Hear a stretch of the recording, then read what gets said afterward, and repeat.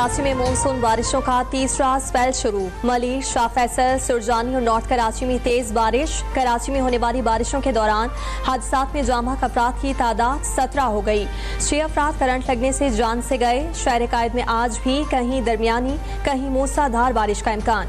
महकमा मौसमियात ने खबरदार कर दिया, मानसून सिस्टम 23 अगस्त तक अपना असर दिखाएगा।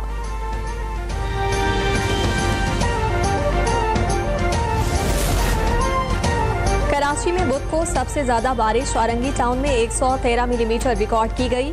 फैसल बेस पर 43, कोरंगी में 36, किमाड़ी में 31 और जिना टर्मिनल पर 28 मिलीमीटर बारिश हुई। यूनिवर्सिटी रोड पर 24, एयरपोर्ट ओल्ड एरिया पर 21, DHA फेज 2 में 21 और गुलशन हदीद में 20 मिलीमीटर तक बादल बरसे। सबसे कम बारिश गुलशन मेवात में 7 मिलीमीटर रिकॉर्ड।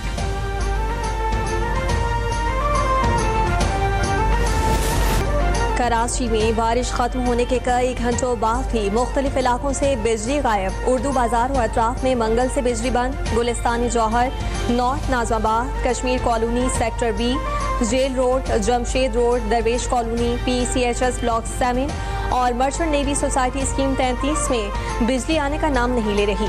बिजली मुअत्तल होने से इलाका मकीन, पानी की शदीद किल्लत का शिकार। के इलेक्ट्रिक का दावा, कई इलाकों में बुध की शाम से बिजली बहाल कर दी गई है।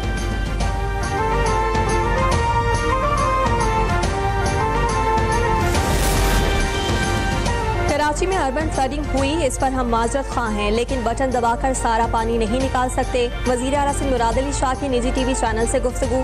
कहा कि कराची में मंगल को 200 मिलीमीटर से ज्यादा बारिश रिकॉर्ड की गई। वजीर आला सिंध ने इंतजामी नाअहली का इजहार करते हुए कहा, कमिश्नर कराची को पैगाम दिया कि लोगों से कहें जहां हैं वहीं रहें, मगर मेरा पैगाम आगे तक नहीं पहुंच सका, जिसकी बिना पर शहरियों को ज्यादा तकलीफ उठाना पड़ी।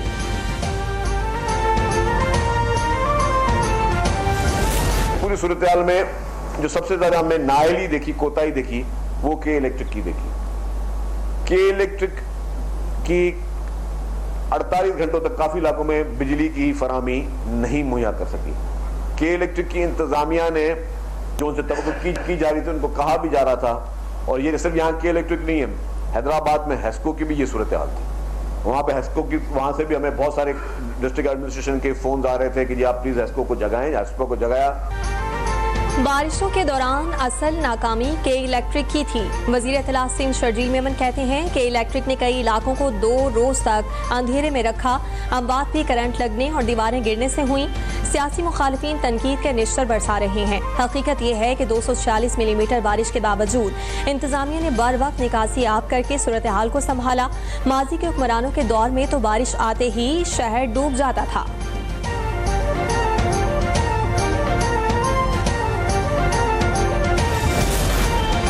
वज़ीर आज़म का मानसून की शदीद बारिशों और सैलाबी सूरत हाल पर सियासी कायदीन से राबता। चेयरमैन पीपल्स पार्टी बिलावल भुट्टो जरदारी से गुफ्तगू। जनूबी सिंध बिलखुसूस कराची में अर्बन फ्लडिंग से कीमती जानों के ज़िया पर इज़हार अफसोस। हुकूमत सिंध की हर किस्म की मुआवनत की पेशकश। वज़ीर आज़म की अमीर जमात इस्लामी हाफिज नईमुर रहमान और वफाकी वज़ीर तालीम डॉक्टर खालिद मकबूल सिद्दीकी से टेलीफोनिक गुफ्तगू। विफाक की जानिब से हंगामी सूरत हाल से निमटने के लिए NDMA समेत दीगर इदारों के भरपूर ताउन की यकीन दहानी।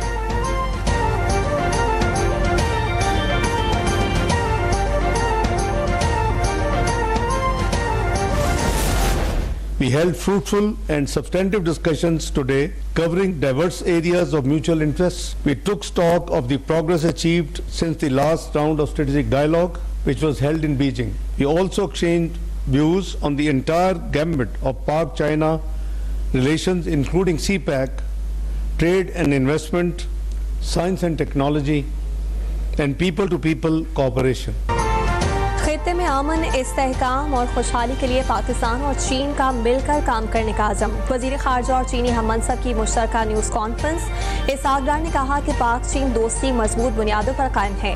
पाकिस्तान की सालमियत और इलाकाई खुदमुख्तारी के तहफ़्फ़ुज़ के लिए चीन के अज़्म को सराहते हैं। CPEC फेज़ 2 अवामी सतह पर रवाबित समेत 2 तरफ़ा ताउन को मज़ीद वुसअत देने के लिए पुरअज़्म है। दोनों मुल्क सलामती काउंसिल समेत मुख्तलिफ आलमी फोरम्स पर एक दूसरे की हिमायत जारी रखेंगे।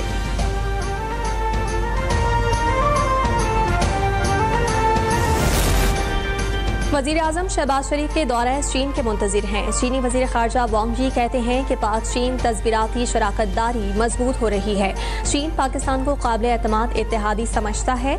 इंसदाद दहशतगर्दी के हवाले से ताउन मजीद बढ़ाएंगे।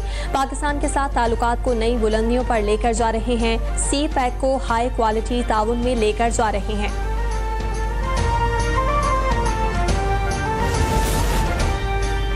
आर्मी चीफ की तरफ से किसी सहाफ़ी को कोई इंटरव्यू नहीं दिया गया। DGISPR लेफ्टिनेंट जनरल अहमद शरीफ चौधरी कहते हैं सुहेल वड़ाइच के जिस कॉलम की बात की गई वो ब्रसल्स का एक इवेंट था जहां न PTI का जिक्र हुआ न ही मुआफ़ी का। ये एक सहाफ़ी के ज़ाती मुफाद और तशहीर हासिल करने की कोशिश थी। सुहेल वड़ाइच की ये नामुनासिब हरकत थी। जो शख्स गैर कानूनी हरकत करे उसे कानून के कटहरे में आना होगा।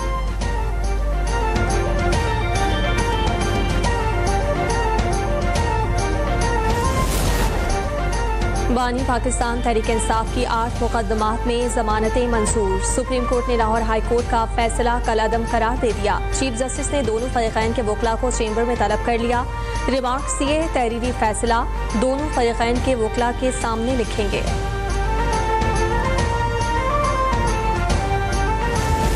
एक राय जमात के अंदर है वो ये है कि जो भी कुछ सीट हो अपोजिशन लीडर वगैरह की वो पार्टी के अपने अंदर के लोगों से हो, पार्टी के PTI के भी मेंबर हो। लेकिन अगर खान साहब ने कोई और फैसला किया है उसको भी मनवान तस्लीम किया जाएगा। ऑपोजिशन लीडर या इस तरह की दूसरी सीटों के लिए PTI के लोग होने चाहिए। PTI रहनुमा अली मोहम्मद खान ने महमूद अचकजई के कायदे हिज़्ब इख्तिलाफ बनने पर अपने तहफ़्फ़ुज़ात का इजहार कर दिया। कहा कि पार्टी में एक ये राय भी है कि ऑपोजिशन लीडर या कोई भी सीट हो पार्टी के अंदर से उम्मीदवार होना चाहिए। ऑपोजिशन लीडर का मामला सियासी कमेटी में ज़ेर बहस आएगा। कोशिश होगी उमर अयूब और शिबली फराज को वापस लाएं।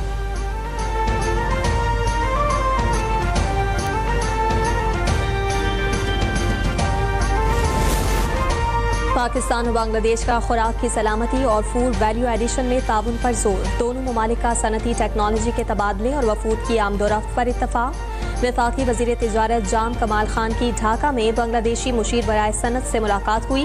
बांग्लादेश का चमड़ा, जहाज साजी, चीनी ज़रूरी प्रोसेसिंग और MSAs में ताउन की ख्वाहिश का इजहार। मुलाकात में दो तरफा तिजारती ताल्लुकात को पायदार शराकतदारी में बदलने का अज़्म।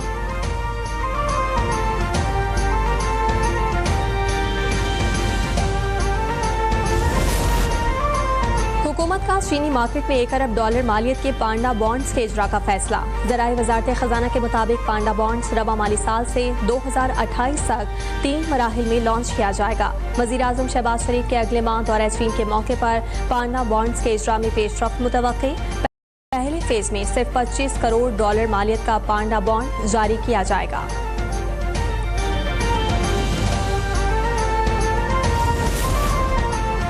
वज़ीर आला पंजाब का दौरा जापान। आलमी शोहरत याफ्ता जापानी कंपनी मोरीनागा हेडक्वार्टर और प्लांट का दौरा। 100 साल से काम करने वाली बैनुल-अक़वामी जापानी कंपनी को पंजाब में डेयरी के शोबे में सरमायाकारी की दावत। मोरीनागा इंटरनेशनल को नौज़ायदा बच्चों की खुराक समेत दीगर बेकरी मसनूआत और बरामदी मयार के गोश्त की मकामी पैदावार में मनसूबों की पेशकश।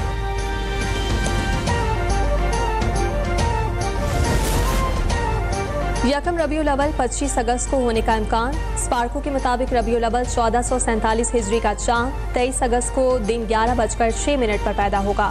24 अगस्त को चांद नजर आने के कवी इम्कानात। मरकजी रोयत हलाल कमेटी चांद नजर आने का हतमी ऐलान करेगी। गजा पर जारी ताज़ा इसराइली हमलों में औरतों और बच्चों समेत मजीद 26 फलस्तीनी शहीद। इसराइली फोर्सेस ने जनूबी गजा में कई मकानात भी धमाके से उड़ा दिए। गजा ट्रिब्यूनल के सदर ने अक़वाम मुत्तहिदा से गजा में मुसल्लह मुदाखलत का मुतालबा कर दिया।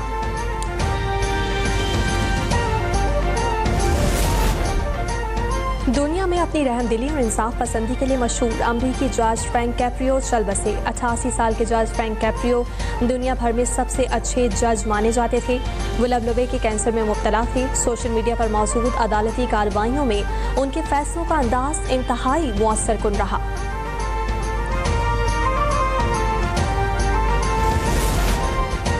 और एशिया कप 2025 और ट्राई सीरीज के लिए कौमी टीम का प्री सीरीज कैंप आज से दुबई में शुरू।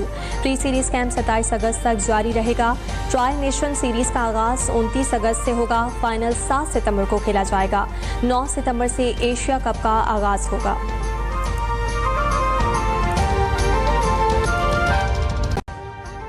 अभी सब्सक्राइब करें ताकि कोई खबर रह न जाए।